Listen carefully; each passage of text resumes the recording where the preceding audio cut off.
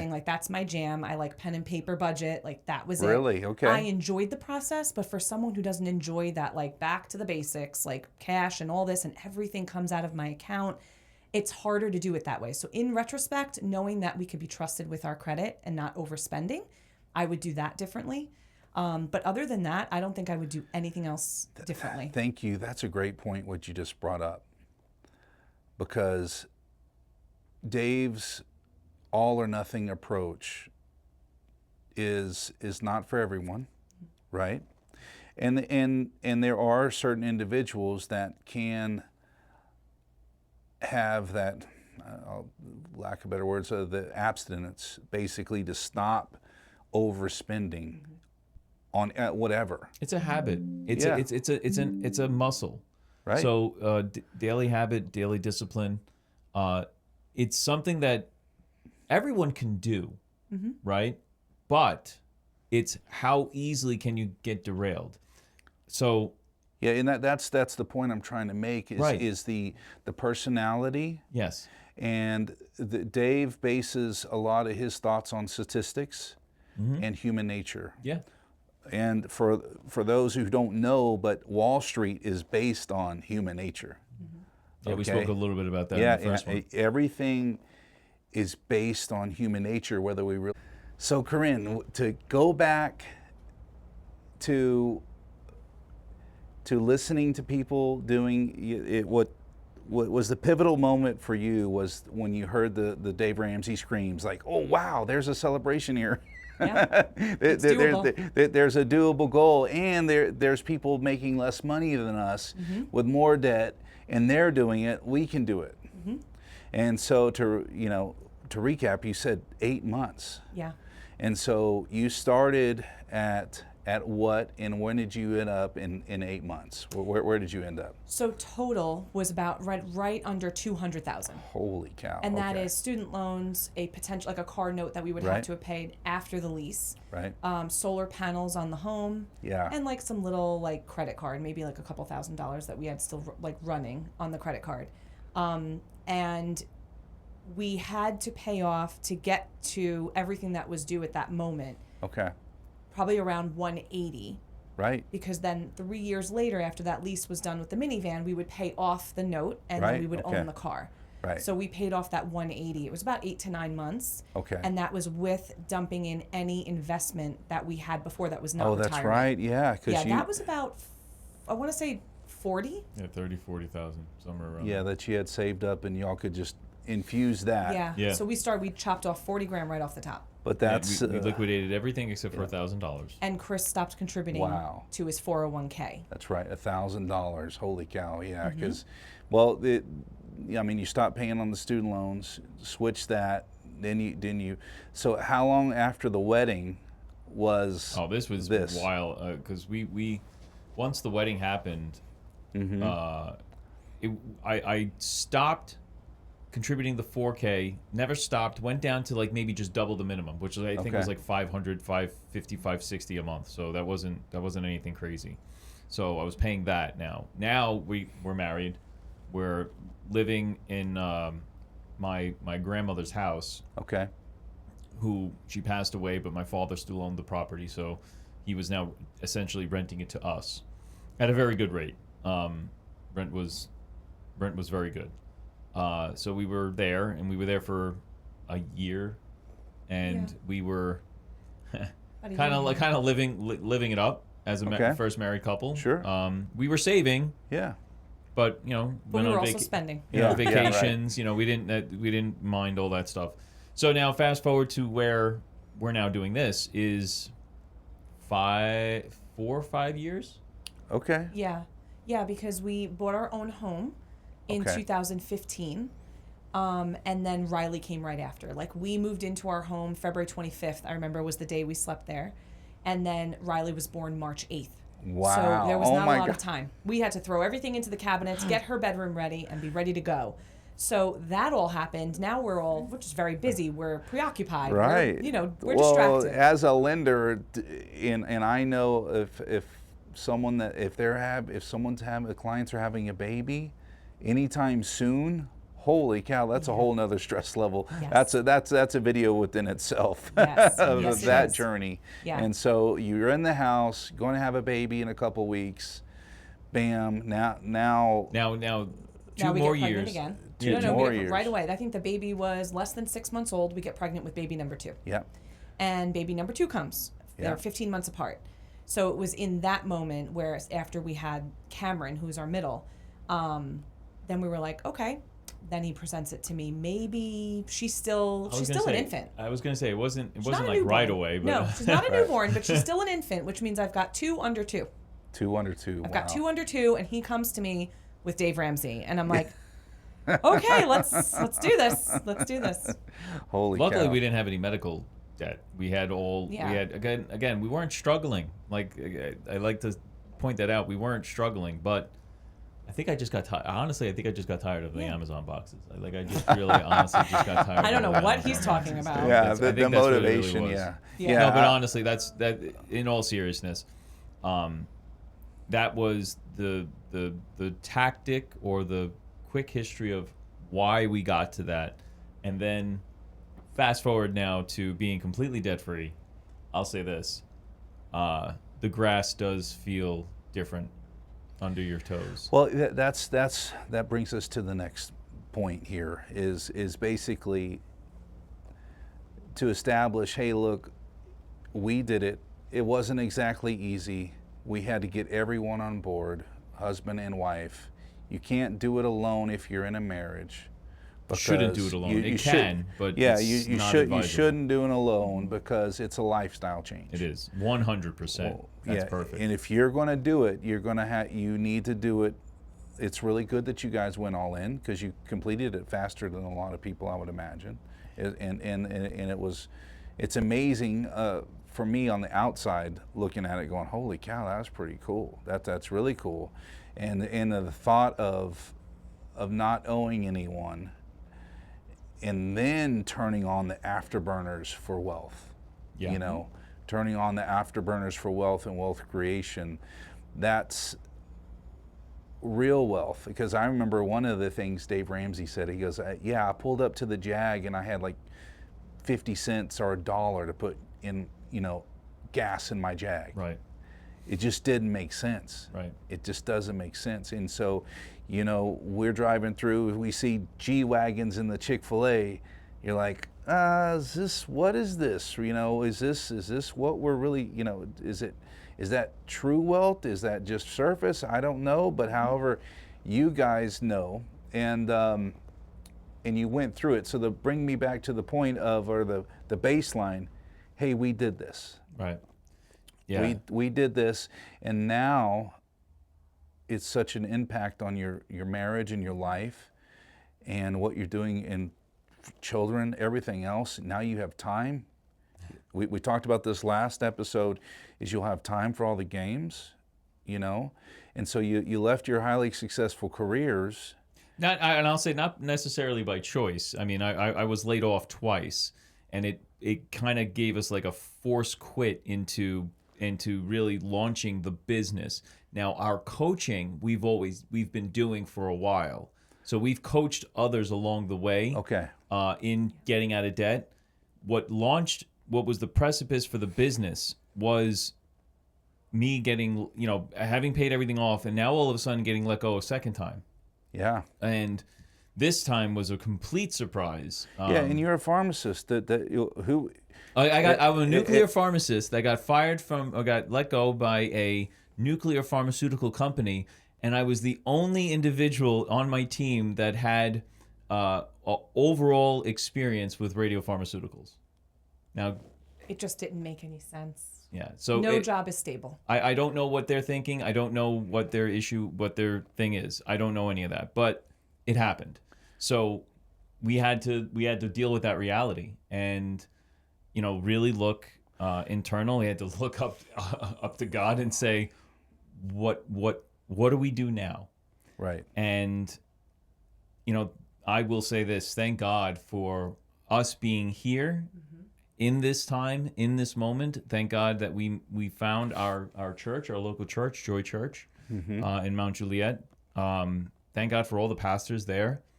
and for all the community, all the people there, because there is a reason why we are here, Right. bar none. There is a reason why everything happened here, everything that's happened to us in this place at this time. So, and I think what really drove us now was, you know what? We've been wanting to do this. We had tried it once before, but we weren't able to because of all the other stuff that All was the around. commitments, right? We did try. We were planning things and trying to look at stuff, and now it was like, all right, well, you don't have any other stuff to do, so you were trying it before. You had helped people. We had success with others, so it wasn't like our method was not going to be a success. Yeah, so maybe it was God saying, "Hey, look, I'd like to hope so. here's the door open for you. You were just let go from the second job, and then COVID, it taught us all a lesson of Oh, what's for sure. essential and what's not. Yes. Things like that. And then it opened up the working from home, all those kind of things. Let me ask you this. For the person that hopefully is watching this, and they are at their wits' end with debt, they made some bad decisions or whatever, life got in the way, family, or, whatever could go wrong has gone wrong. And now they're in a position where they feel paralyzed. Yeah. And there is no hope of ever being debt free. What do you say to that person? As a woman, I'm going to go forward with the emotions. Okay. I know emotions can be crippling. Yeah. And luckily I have Chris to remind me, don't let your emotions make your decisions for you. Emotions are meant to be felt. They are not meant to be followed. Well, and I get that. You were saying that like nonchalantly. No, But- it's, but- I am but- a very extremely emotional tough. person. Yeah. So Yes. just there's a lot of you can say that now, but there's a lot that goes behind that, right? Of course. Of Right. course. And so it's just not. Oh yeah, it's okay. No, you can't just no. look. But if you can, on purpose, sit down with your emotions, let it be a thought, but don't let it dwell. Speak to your spouse. There's always one emotional and one more level-headed, right? One more logical, one more emotional. Yeah. For us, Chris is the more logical. Let's think about this from like let's do the facts. Right. Me, I'm more, oh my goodness, these feelings are overwhelming. Right. So that's where you balance each other out. That's why it's important to do it together, because it's not just the money part, it's not just the lifestyle changes, but it's that part too. That's the emotional part that you have to work through together. It's not easy. Imagine a person that you were just describing having those emotions, but not having that other accountability partner. Well, How are they ever going to be able to see the light at the end of the tunnel? let's say coach, because what I'm really thinking, being a layman, I'm not being a coach, of someone saying, you can do it. Here's your first step. Right. So any person that's played sports that has struggled Yeah. has to at least see the value in an objective, another set of objective eyes. You cannot see your best self. It's almost impossible for someone to see their best self. You need someone else to kind of say, you did that fine, you did that right. Or if you think you're absolutely the greatest on something, it's like, okay, you did good, but there's still room for improvement, and here's where you need to improve. You at times, and we all know this, we're our worst enemy or we're our biggest obstacle, right? Right. So we need to have some set of objective eyes looking at us.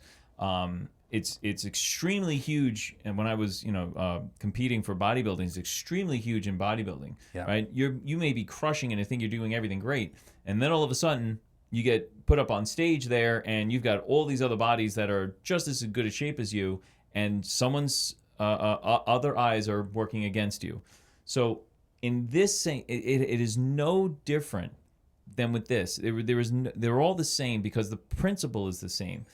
You may not be able to see through the mud. You may not be able to see through the weeds. But when you have people like us who are there and who have done it, Right. we know the emotion.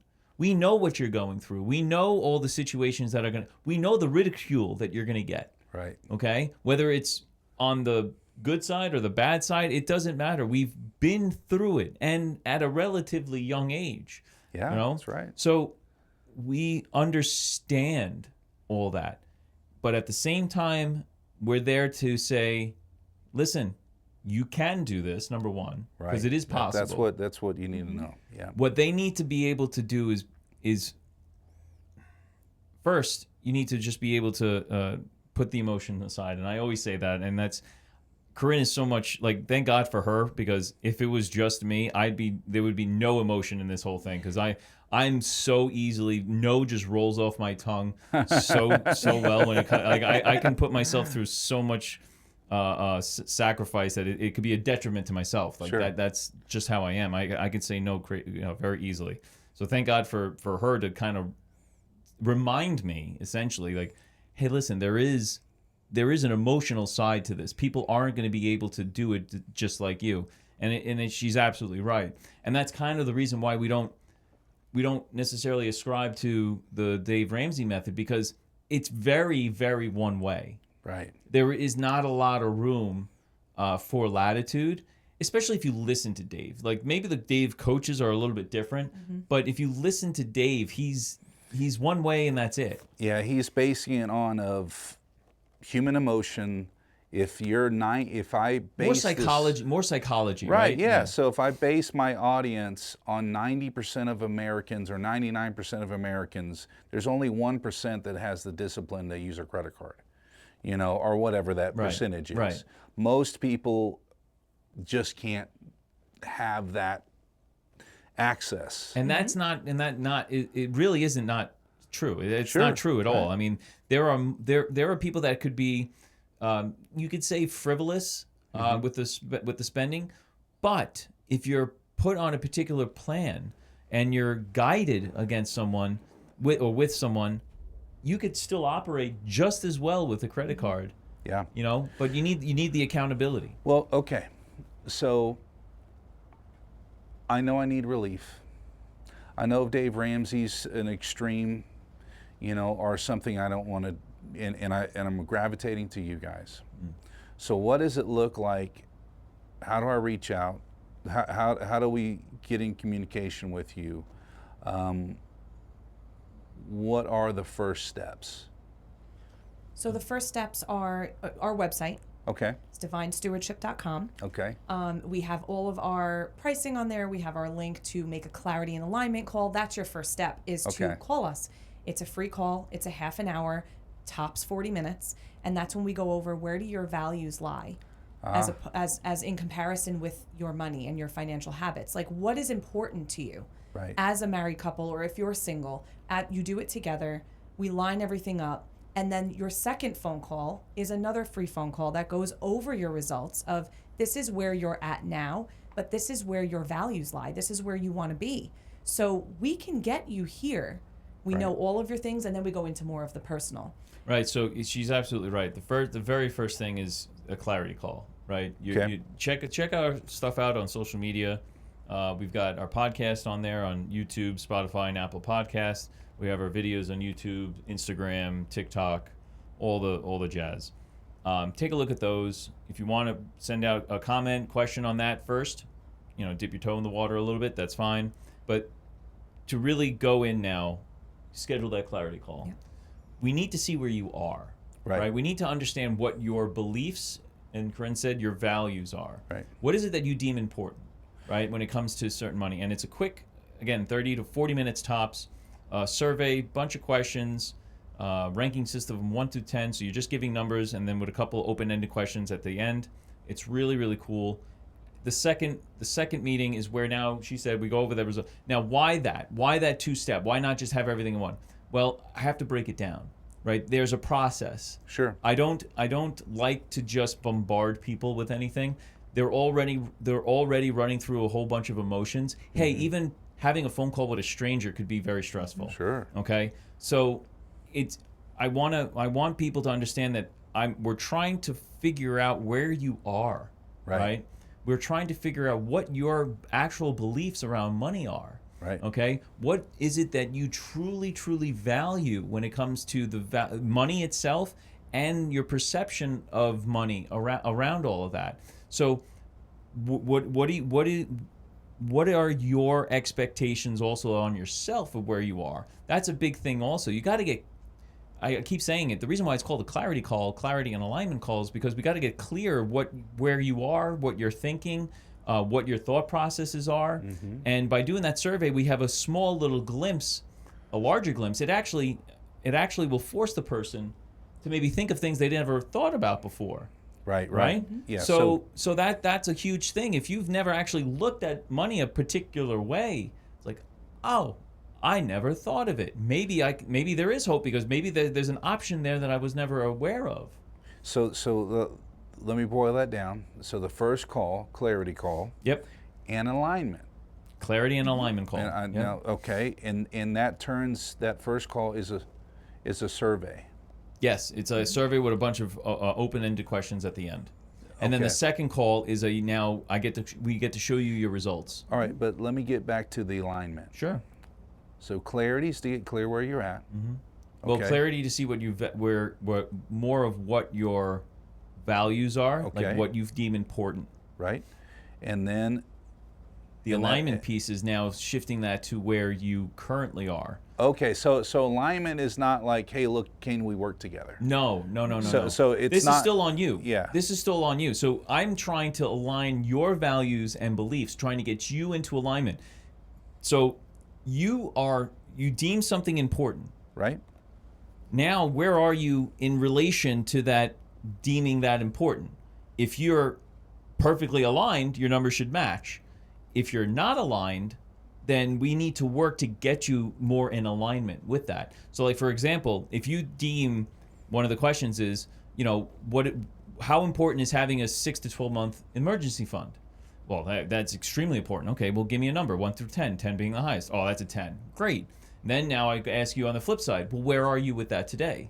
Oh, geez, I only have like 2 months. All right, so give me a number. Well, maybe 2 or 3. So you're not in alignment. Right? Sure. So now, if we were to then begin working together, I know you value that. So that's going to be one of our goals, to make sure that you can get Okay. into alignment or more in line.